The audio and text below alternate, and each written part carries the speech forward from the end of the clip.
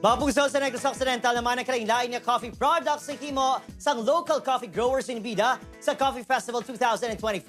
Samtang ang trabahoso nga proseso sang paghimo sang kape sa banwa sa Murcia Hibalonta sa pagtutok ni Irene Pedreso. Coffee is life. Ini ang paborito nga moto sang coffee lovers. Para sa ila, pamaagi ini agud madula ang katuyo kag makapadayon sa pagtuon man ukon sa trabaho. Pero ang proseso sa paghimo sang kape, tuman kauti. Sa minuyan sa banwa sa Murcia, makita ng pila ka coffee growers nga naandan na ang trabahoso nga pagproseso sang kape. Halin sa pagbulad, pag-roast, hasta sa pagaling. Pag-abot di muna sa palutawan sa bla.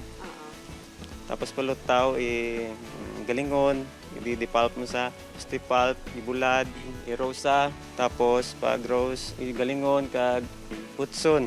Ang resulta sa sining proseso ang pila lang sa mga gimbida sa ginhiwat nga First Negros Occidental Coffee Fiesta. Makita ang mga produkto sa local farmers, producers, roasters, pati mga barista sa coffee shops, nagpakigbahing man. Mas maintindihan naton ang tagsa ka stages ng coffee processing. Agud maprotektahan bagid naton ang industriya naton dito sa Negros Occidental.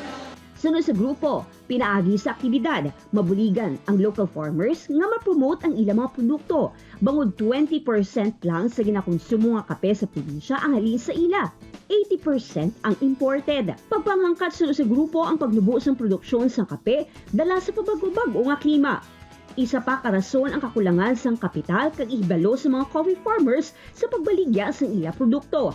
Ang coffee shop owner nga si Thomas Proten, isa sa mga nagasuporta sa local coffee farmers. As roasters, we need the farmers. We need them to produce coffee.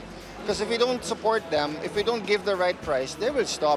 Nagpasalig ang provincial government nga mangintayo yun na ang bulig para sa industriya sang kape sa probinsya. Ang ginalantaw naton nga bululigan isang tanan nga stakeholders in order to promote the coffee industry in the province, from production to harvesting to marketing, packaging, and of course entrepreneurship.